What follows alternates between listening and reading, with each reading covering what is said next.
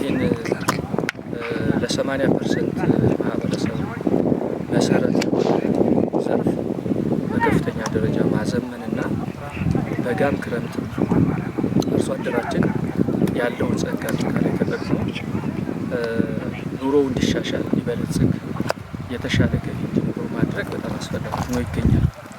ከዚህ አንጻር እኛ እንደ ዞን በዚህ ዓመት 44000 ሄክታር በመስኖ ለማልማት እቅድ ይዘን እየሰራን ይህን እቅድ ያቀድነው በጣም በርካታ አቅሞች ስላሉ ማልማት የሚፈልግ እና ኑሮውን ማሻሻል የሚፈልግ ከፍ ባለ ደረጃ ለማሳደግ የሚፈልግ አርሶ አደር ነው ያለው በብዛት ማለት ነው።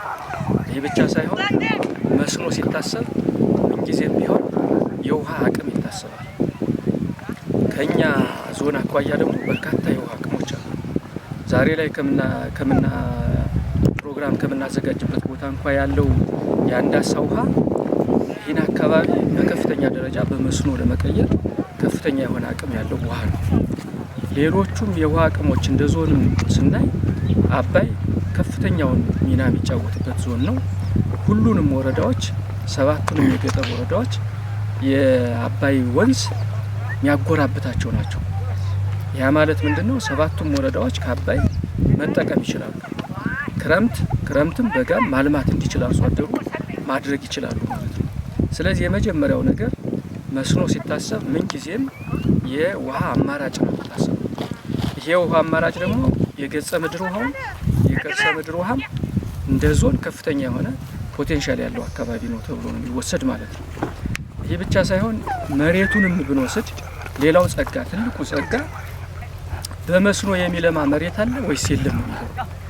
ከዚህ አንጻር ባህር ዳር ዙሪያንም ብንወስደው አቸፈር የሚባለውን ቀጠናም ብንወስድ አዴት የሚባለውንም ቀጠና ብንወስድ ማብቀል የሚችል ለመስኖ የሚመች ስለዚህ ክረምት ብቻ ሳይሆን በጋ ላይም አርሶ አደሩ አምርቶ ኑሮውን በከፍተኛ ደረጃ ሊያሻሽል የሚችልበት ጸጋ አለው ማለት ነው። በጋ ላይ በሳቤ ደረጃ ምንድነው አርሶ አደሩ በጋ ላይ ነው ክረምት ላይ ነው መመረት የሚችለው ከሚል አስተሳሰብ ወጥቶ በጋ ላይም ውሃን በመጠቀም መሬቱን በመጠቀም የከርሰ ምድርም የገጸ ምድርም ውሃን በመጠቀም ማልማት ይቻላል የሚለው በከፍተኛ ደረጃ እየጨመረ ያለ ፍላጎት ያለ ስለሆነ እሱን መሰረት አድርገን እየሰራን ያለንበት ሁኔታ ነው ያለው። ልማትን ለማረጋገጥ ሰላም መረጋገጥ አለበት። ሰላም ሲረጋገጥ ልማቱ አብሮ ይረጋገጣል።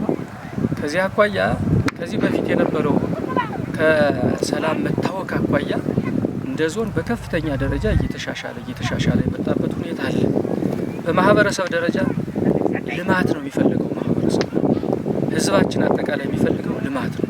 ሁከት አይደለም፣ የሰላም መታወክ አይደለም፣ መታገት አይደለም፣ ሌሎቹም የሰላም መታጣት የሚያመጣቸው ችግሮችን አይደለም ማህበረሰባችን የሚፈልገው።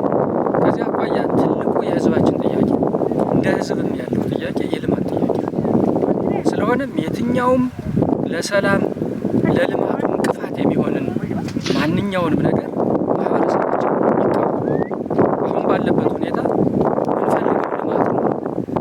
ምንፈልገው ተማሪዎቻችን ማስተማር ነው። ምንፈልገው የመስኖ ልማት ነው፣ የግብርና ልማት ነው፣ የጤና ልማት ነው።